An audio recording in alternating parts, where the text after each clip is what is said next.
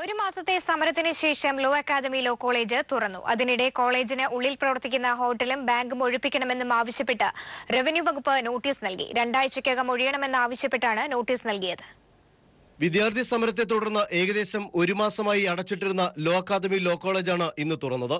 പ്രശ്നങ്ങൾക്ക് വിരാമമിട്ട് ക്ലാസ് തുറന്ന ദിവസമായതിനാൽ തന്നെ വിദ്യാർത്ഥിനികൾ വളരെ നേരത്തെ തന്നെ കോളേജിലെത്തിയിരുന്നു.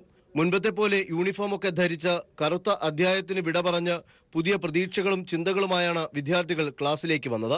ഇനി വളരെ സന്തോഷത്താണ് ഞങ്ങൾ എല്ലാവരും. മാമില്ല, വേറെ റൂൾസ് എല്ലാം പുതിയതായിട്ട് എന്തായാലും പഴയ റൂൾസ് ഒക്കെ നല്ല രീതിയിൽ ഒബേ ചെയ്ത് തന്നെയായിരിക്കും ഞങ്ങൾ മുന്നോട്ട്. പക്ഷെ വളരെയധികം സന്തോഷമുണ്ട്. സമരം വിജയിച്ചു, ക്ലാസ്സിലേക്ക് കയറുന്നു, പഠിക്കണം എന്നുള്ള ആഗ്രഹത്തിലാണ് ഞങ്ങൾ എല്ലാവരും.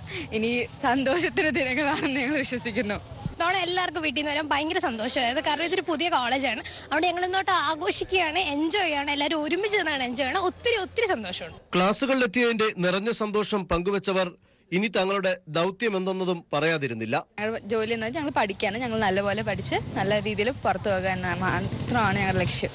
ഒരു മാസത്തിലേറെയായി ക്ലാസുകൾ മുടങ്ങിക്കിടന്ന കോളേജ് തുറക്കുമ്പോഴും റവന്യൂ വകുപ്പിന്റെ ഭൂമി സംബന്ധിച്ച അന്വേഷണങ്ങളും നടപടികളും തുടരുകയാണ്. കോളേജ് ക്യാമ്പസിൽ പ്രവർത്തിക്കുന്ന റെസ്റ്റോറന്റ്, ബാങ്ക് എന്നിവ ഒഴിപ്പിക്കാൻ റവന്യൂ വകുപ്പ് നോട്ടീസും നൽകി. പ്രിൻസിപ്പൽ ലക്ഷ്മി നായർ തൽസ്ഥാനം രാജിവെക്കണമെന്ന ആവശ്യത്തിന്മേൽ വിദ്യാർത്ഥികൾ നടത്തിയ സമരത്തെ തുടർന്നാണ് ലോ അക്കാദമിയിൽ ക്ലാസുകൾ മുടങ്ങിയത്.